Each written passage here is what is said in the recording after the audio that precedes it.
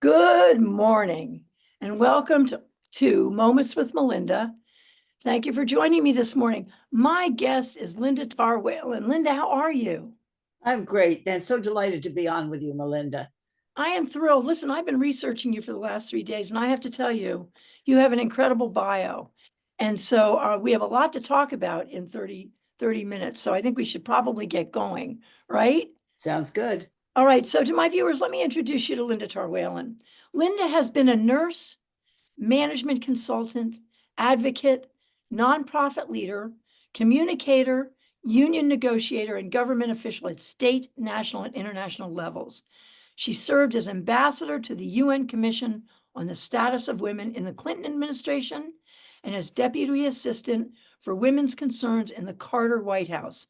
She is also an award-winning author, and she is the recipient of numerous awards for her work and exemplary life.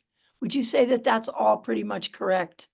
Oh, yeah, that's correct. That is correct. And also, you're a dear friend. We've known each other for a long time, ever since you moved back to Vermont. So I really honor our friendship.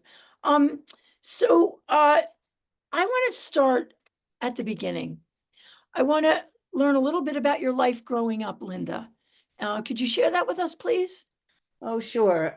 I had a great childhood, but it was in two different chunks, basically. Until I was 8 years old, my family lived in Springfield, Massachusetts, where my dad was a editor of the local newspaper, and his father had been an editor of a different local newspaper. So we were journalistic family. And then my father led a strike on the local newspaper because there was no heat in the city room for the reporters. Springfield, Massachusetts is pretty doggone cold in the winter. And they lost the strike after 18 months. I think it's still one of the longest strikes the newspaper guild ever had. And when the strike was over, I remember the strike. I remember going with my dad down to where the picket lines were. He took me everywhere on his shoulders. My brother's 5 years younger than I am, so I was of an age where I could do those things. And so when the strike was over, he was blacklisted. He could not get a job in a newspaper in Massachusetts. They all kind of like had a cabal about who they would hire and who they wouldn't hire. So we moved out to Columbus, Ohio. So the first part of my life was all with lots of family. Both of my parents came from large families, lots of cousins, lots of picnics, all of that. Then in Ohio, my dad was an official of the CIO, which was a very progressive national labor organization, later to merge with what we now know as the AFL-CIO. And he did the communications there, and he wrote the speeches for the president of the UAW, who was Walter Reuther, who became the president of the CIO. So I've been kind of like in politics for a very, very, very long time. But Ohio was very different. Our kids like the story of my first lunch at school in the second grade.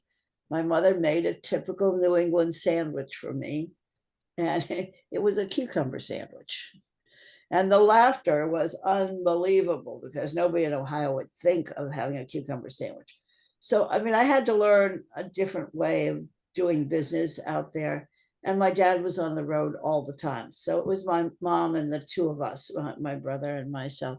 And it was really very, very different. We didn't know anybody, we weren't related to anybody, but we met lots of wonderful people. We moved to DC when I was 12, and my dad became a national labor official. And we lived in DC, and that's where I went to high school. And ultimately, that felt like home, DC area. I lived in the DC area for 50 years, off and on. So I went to, just a quick update is I went to college at Johns Hopkins in Baltimore doing nursing. And then life took on its own pattern after that. So I wanted to ask you about that. How did your career in nursing take you to the world of union lobbyist, CEO of the Center for Policy Alternatives, and creating a successful international management consultancy, working with leaders of foundations, nonprofits, and international organizations? How did nursing take you there? And I know there's a great story about your nursing career, your first job. The first day of my first job, Yeah, actually. that's a Uh, great story. yeah, I was at that point, I was married before to another man. And my first day on the job was in Champlain, Illinois. Champaign, not Champlain. Sorry, I'm now local here, Illinois. And the director of nursing came up at 10 o'clock in the morning, and she said, came to where I was running the floor, and she said, "You have to come down right away to my office." And so I had no idea what was going on. I went down. She had me stand in front of her like, a soldier who was being chastised. And she said, the first thing she said was, "Do you want to quit or be fired?" And I said, "Well, what are we talking about?" Well, I had been sitting at the bedside of a patient fixing an IV, but what she wanted to let me go about was I hadn't stood up for a doctor when he came in the room.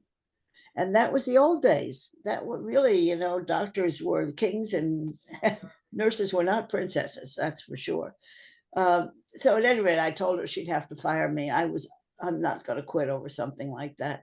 And my dad had just written the last check for my tuition in nursing college. And so I called and told him I was really nervous about calling. He said, "Good for you. You'll get another job." So Well, good that's for what started. you.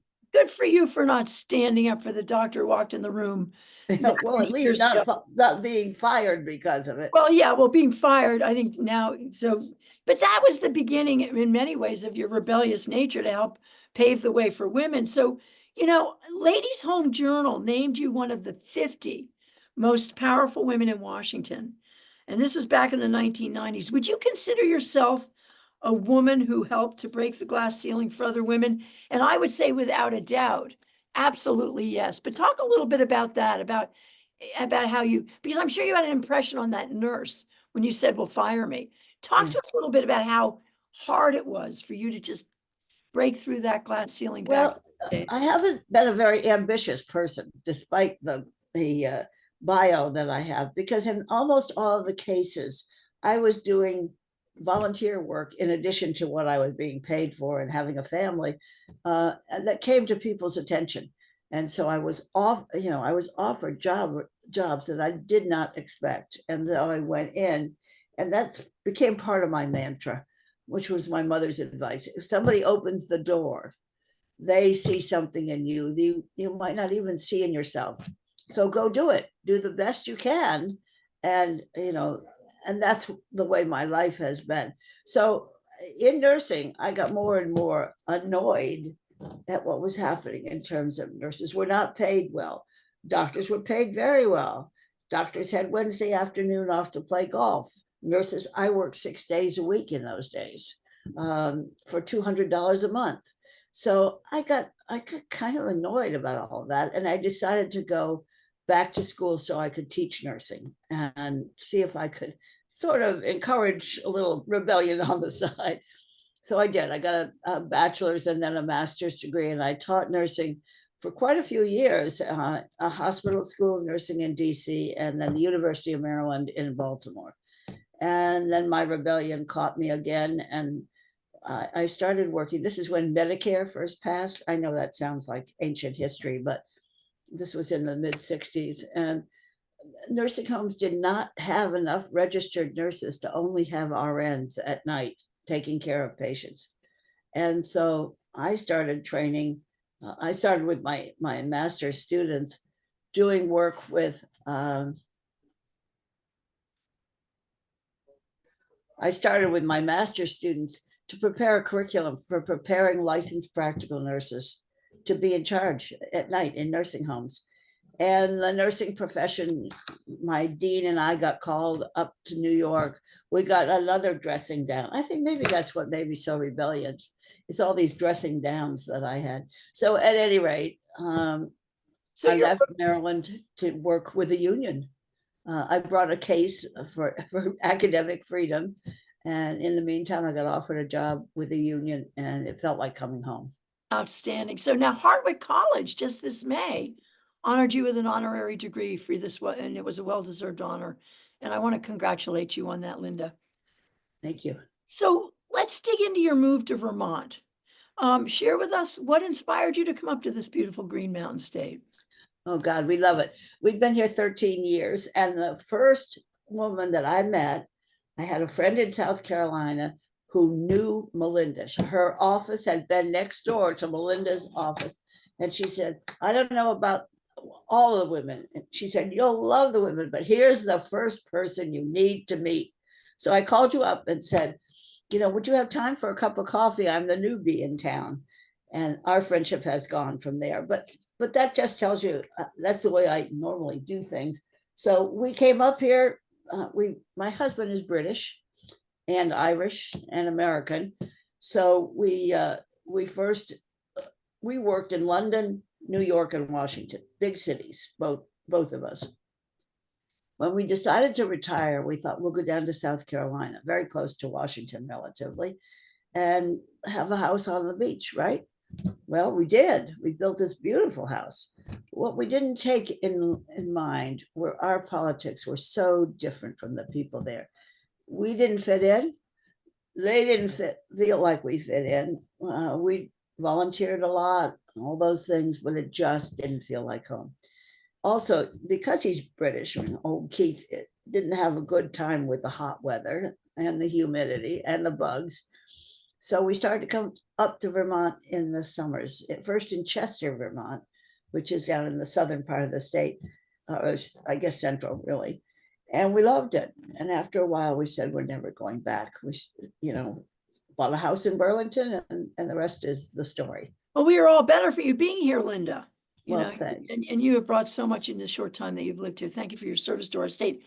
So what has life in Vermont been for you and Keith? And how have you managed to maintain the level of incredible accomplishment, commitment, and excitement that you had throughout your life up here in Vermont? Well, that's a wonderful question. I'm 84 now, so it gets a little trickier. Your body does some tricks on you, and there's only so many things you can do compared to what you might want to do. But the first thing that I did when we came up here was we had a consulting firm, as you mentioned in the introduction, and I realized that we were way too expensive for local activities. So I volunteered my time as a consultant, pro bono consultant was what I called myself. And I worked with a lot of nonprofit organizations here, which was a wonderful way to not only get engaged, but to meet a lot of people. And I began to serve on a number of boards. I mean, this is a place that welcomes someone from another state. New England doesn't necessarily have that reputation of being so warm and welcoming. But it has been easy to be involved. And my husband is also really involved. I'll tell you the other thing is we live in a wonderful neighborhood. We live in the new north end of Burlington. And our kids and grandkids just think it's the best. Our youngest grandson said, Nana, it's just like a country club. You've got pools and the beach and the tennis courts. What else could we want? So our family has all been excited. We did not move up for our family. Our kids are in Florida and Colorado. We didn't really want to live in either of those two places. And so we see a lot of them, but not as much as if they lived down the street. Well, we're delighted to have you in Vermont. I think Vermont's a better place for having you and Keith here. Now, talk a little bit to us about the past few years and how so much of what we work so hard for to elevate women has been torn down, and what we can do to fight against any further attacks on the freedoms and rights of women. Well, you're right. It has been very disheartening, worse than discouraging, really disheartening to watch a lot of things. The Supreme Court decision on, abortion rights. I was one of the founders of Voters for Choice years and years and years ago. So, that was just one of the issues. But to see it was also balanced, however, by seeing women move up. And my thing has always been, not just for myself, but as Kamala Harris said in one of her speeches, is to open the door for other people. So that has been a big part of what I have done, mentoring and all kinds of programs to do that. So it's been hard. If you had interviewed me last week, this is the week where President Biden stepped down and Kamala Harris clearly has cinched the nomination. If you had asked me last week how I felt, it would have been very negative.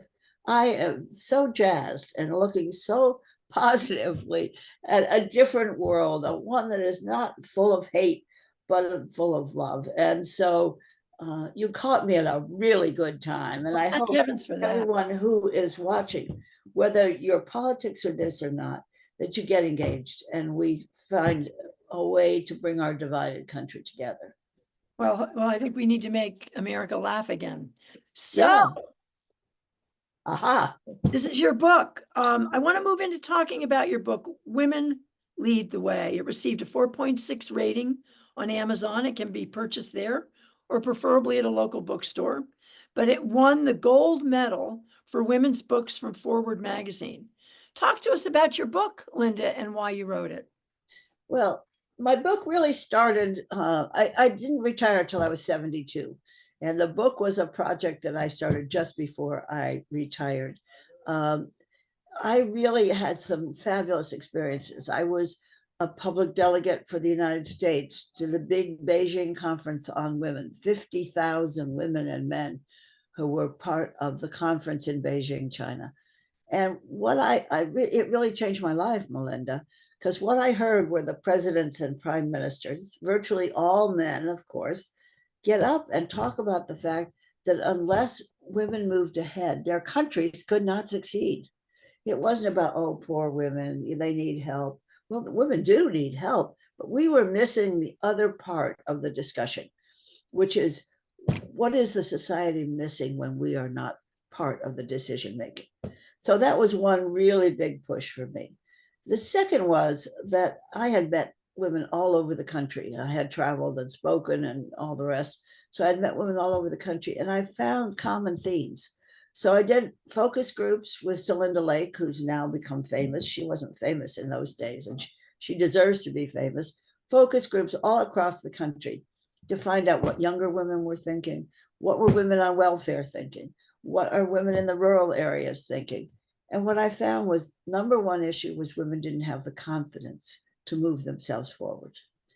And so I decided that I knew enough, I had seen enough that I was going to try and write a book that would be not just for women. The first third of the book is all about where we are in the world, how poorly off we are when we think we're just the best country for women's equality, and some statistics for people to ground themselves. And then the second third of the book really is all about how you get there. It was a guide to stepping up to leadership, and that was the second third. And the last third was changing the world. What would the world look like if, in fact, we had a critical mass of women, and what the research says is 30% on every board, every commission, every church board, every PTA. If you have 30% or more women, you get different outcomes. If you're in business, you get profits. If you are in other kinds of fields, the family and work thing changes, which God knows we need. So the book, I wrote the book. I was a distinguished fellow at a think tank in New York while I wrote it and traveled the country. And then when it came out, Keith and I went to 30 states, 3 countries. It really was an amazing experience to go out and around the country. And I still get letters from people. I just heard from a woman who wrote me a note and she said, I'm now chairing the board at her organization. She said, I told you when we had dinner, I would never, ever do that. But I read your book and I said, well, why not? I'm as good as any of those boys. So I always love those. I have shared many copies of your book with women, friends of mine. So I don't know if you ever read Paul Hawken's book on the 100 things that the world could do to save the planet. No. It's an extraordinary, it's a fabulous book. And they go through 100 different things that we all can do. And guess what? I think it's close to the number one item is. I mean, you don't need to guess what it is. We don't have time for guessing games. But the number one thing was educate girls. That's right. That's right. Well, that was the number one thing coming out of that Beijing conference, because in many countries, I still remember the math on Pakistan. Less than 15% of girls went to school beyond the age of 10 in Pakistan at the time of the Beijing conference in 1995. And so now it's up about 40%, 50%. And they have Bangladesh next door has a woman prime minister who's serving her third term. You know, here it's controversial about a woman as president or prime minister in other countries, but we're just out of step with the rest of the world. So if you want to do it, you educate girls and have women make decisions. But why is it that one of our political parties is so ramped up about putting women and women's rights back in the bottle and going back 50 years? I mean, what is the motivation for that? Well, my personal opinion is it's all about power. I just read one of the commentators who are supporting J.D. Vance, the new nominee, terrible nominee for vice president. And what he was saying is, women, we only like traditional marriage with women at home, dad working, and then the children at home, who are your natural children. Well, my children, our children, are adopted children. I can't have any children after long illnesses and so forth. So that would just say, well, they're not really your children. You don't really committed to the future of the country if you don't have children. So their background, I really feel like, is basically women in the kitchen or Or on as a their mom. backs? How about on their backs, you know? Yeah, exactly. And it's still the same. Well, Still the yeah, same.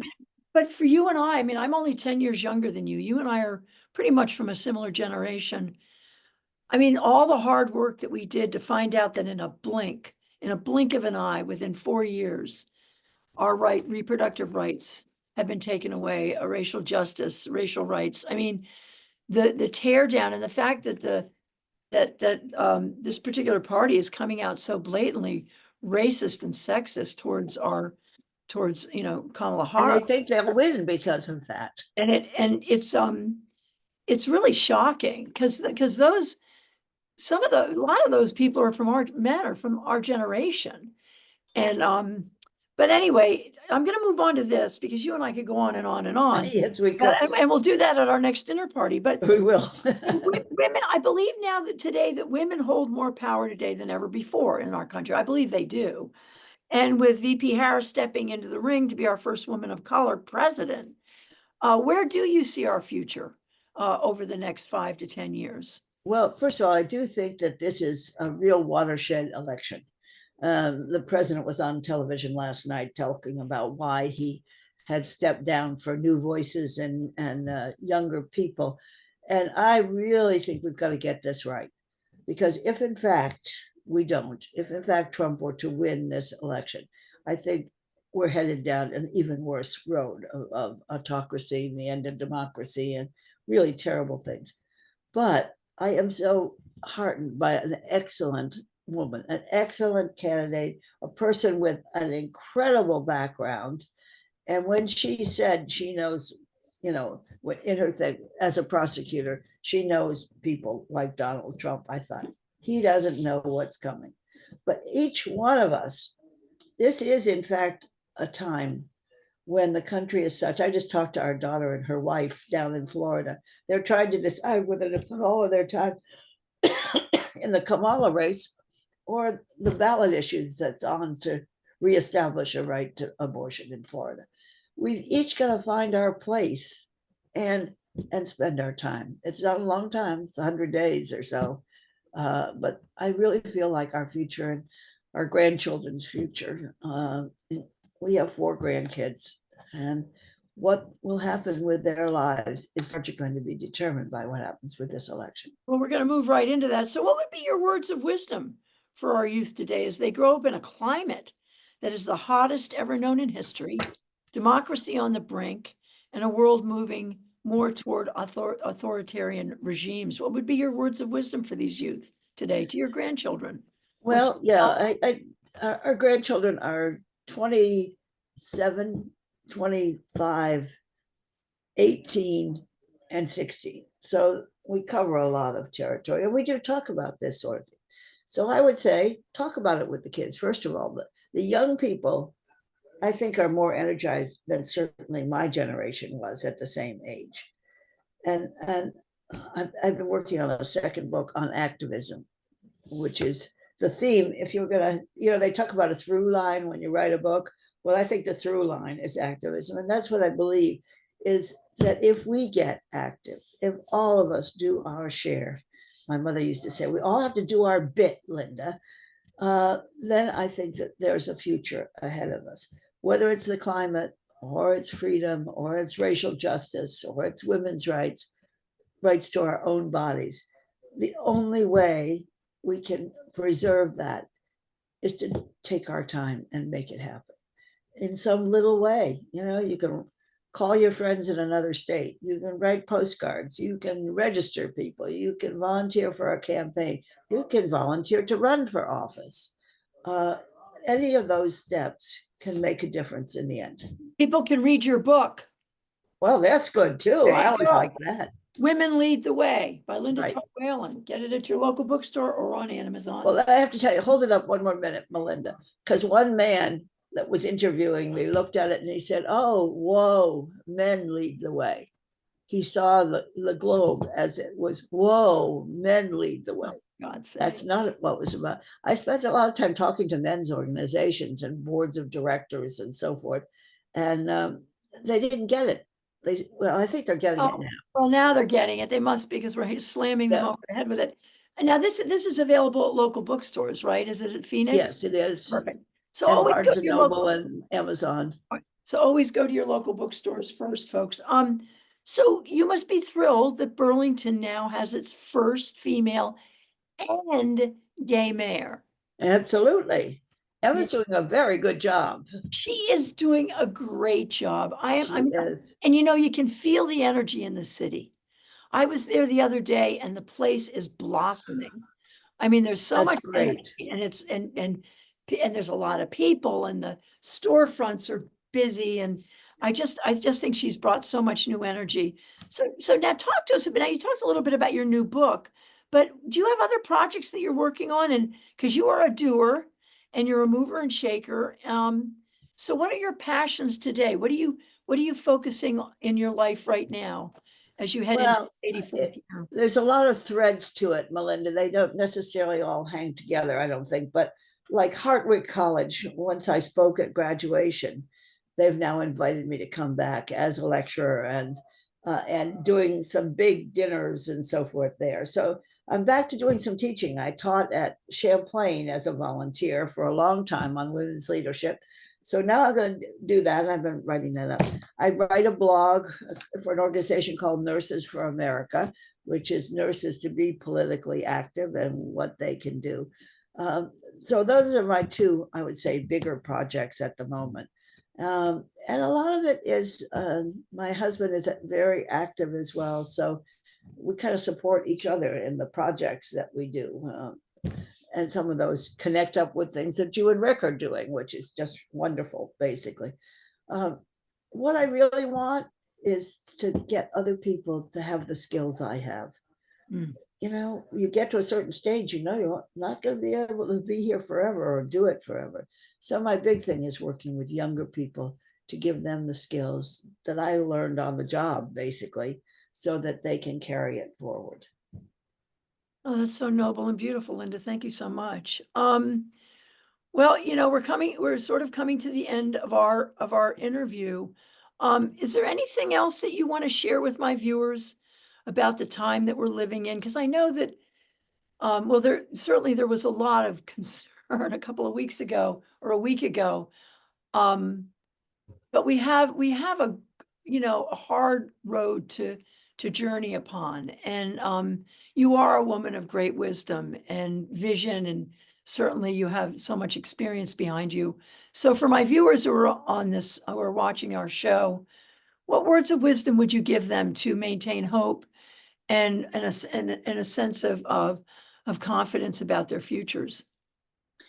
Well, I think hope is the biggest thing that I can say I have this week that I didn't have last week.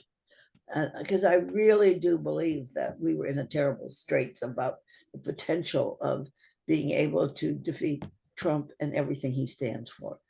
I would say no matter where you are, no matter what you do, help another woman come forward. Dads can do this, men can do this as well as women. Move, move women up. And the other thing that I would say, I used to really like some of the statements like the National Council for Negro Women. I know that's an old term, but they started right after the Civil War. And their sense was lift someone up. Mhm. And so I think that's a really important thing. And then don't expect somebody else to do the work. We all have to do the work ourselves. And so please be involved, be active, make a difference. Stand up, speak out, and make a difference is the whole theme. It's beautiful. Well, you know, you're a grand lady, and I am so honored to know you and to have spent the last 10 years of my life under your beautiful light. You know, you're an incredible woman, and I honor you in a very big way. So thank you for being on my show. Well, thank you so much for inviting me. You know, I feel like I'm now part of the woodwork in Burlington, Vermont. If you've been on Melinda's show, if you haven't, you're just nobody. Oh, stop. That's not true. But thank you for that. And to my viewers out there, to all of you beautiful people, I wish you a wonderful day, a beautiful week, and I will see you shortly. Goodbye.